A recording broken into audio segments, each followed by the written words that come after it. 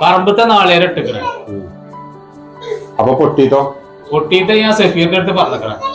സഫീറ, പൊട്ടിത്ത നാളേരെ എന്തായി? വണ്ടിക്കാരെ ഞാൻ വിളിച്ചീനി, ഒരു നാളെ വരാന്നാ പറയണേ. ഇനിയിപ്പോ ഞമ്മളെ തൊടുത്ത നാളേരം വേണം വിടുക, പണിക്കാരെ കിട്ടാല്ല. അക അതിന്റെ മട്ടം പോലെ ഒന്ന് ചെയ്യണ്ടേ. ആയിക്കോട്ടെ. മൂസാക്കിയും ടീമുകളാ വരുന്നത്. സാറേ എന്ത് വർത്താനൊക്കെ? നല്ല വർത്താനം. എന്താ ഈ ബൈക്കൊക്കെ? ഞങ്ങള് ഒരു ഓണപ്പിരിവ് പരിപാടിക്കാൻ ഇറങ്ങിയതാ. ഇപ്രാവശ്യം ആഘോഷം ആർഭാടൊന്നുമില്ല. കിട്ടണ പൈസ നമ്മള് വയനാട്ടിൽ ദുരന്തത്തിക്ക് കൊടുത്തേക്കുള്ള പരിപാടിയാണ്. നല്ല പരിപാടിയാണല്ലോ.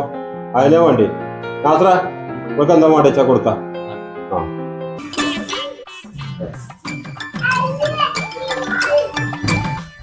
ശരി.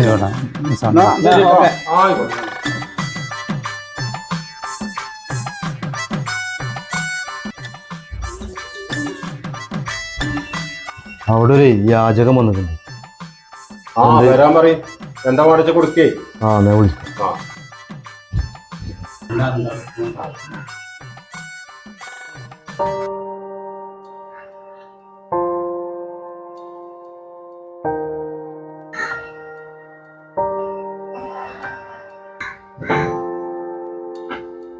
നാസറ മൂപ്പർക്ക് എന്താ മേടിച്ച കൊടുത്ത? എനിക്ക് ആദ്യം കുറച്ച് വെള്ളം തരും. സഫീറ മൂപ്പർ കുറച്ച് വെള്ളം കൊടുത്ത. ഇവിടെ കയറിയിരുന്നോളി. ഞാൻ പറയുന്നു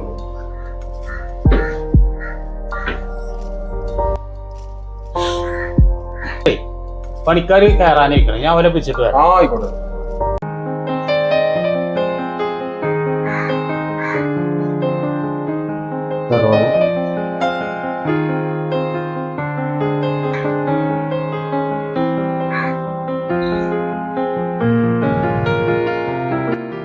എന്തൊക്കെ ഇപ്പൊ വർത്താനൊക്കെ? എന്ത് വർത്താനം, ഇങ്ങനെ തെണ്ടി തിരിഞ്ഞ് കിട്ടുന്നതൊക്കെ ആയിട്ട് തിന്നും കുറിച്ചും അങ്ങനെ നടക്കുക. ആരുമില്ല, അതുകൊണ്ടാണ്. നിങ്ങൾക്കൊക്കെ എല്ലാ സൗഭാഗ്യങ്ങളും ഉണ്ട്. യാത്ര ചെയ്യാൻ വാഹനം, സ്വത്ത്, സമ്പത്ത്, മുതല്, സമ്പാദ്യം, ചെറുക്കുള്ള കുട്ടികൾ. എനിക്കതൊന്നുമില്ല. നടക്കാനൊരു ചെരുപ്പും കൂടിയില്ല. നിങ്ങളൊക്കെ സൗഭാഗ്യത്തിന്റെ നടുവിലാണ്. സമ്പാദ്യം സമ്പത്തൊന്നുമില്ല. സൗഭാഗ്യല്ലേ? എല്ലാവർക്കും പടച്ചോ ഓരോ സൗഭാഗ്യങ്ങൾ കൊടുത്തിട്ടുണ്ട്. നിങ്ങൾ പറഞ്ഞില്ലേ ഇപ്പൊ എനിക്ക് ഞാൻ സൗഭാഗ്യത്തിന് നടക്കാന്നൊക്കെ. ആയിക്കോട്ടെ, നിങ്ങൾക്ക് പറിച്ചു തന്ന വലിയൊരു അനുഗ്രഹം എനിക്ക് തരികയാണെങ്കിൽ എന്റെ ഈ മുതലും സമ്പത്തും എല്ലാം നിങ്ങൾക്ക് തരാം. പറ്റുമോ? സംഭവം ശരിയാണ്. ചുറുചുറുക്കുള്ള കുട്ടികൾ, 2 നില പെര എല്ലാം ഉണ്ട്. പക്ഷെ കണ്ണിന് കാഴ്ചയില്ലെങ്കിൽ എത്ര മുതലുണ്ടായിട്ട് എന്താ കാര്യം? ഞാൻ ശരിക്കും കണ്ണിന് കാഴ്ചയില്ലാത്ത ഒരാളാ. അതൊക്കെ അറിയില്ലല്ലോ. അപ്പൊ ഞാൻ പറഞ്ഞില്ലേ, ഇതാണ് സൗഭാഗ്യം. പറയാൻ മുതലുണ്ടായിട്ട് എത്ര കാര്യം?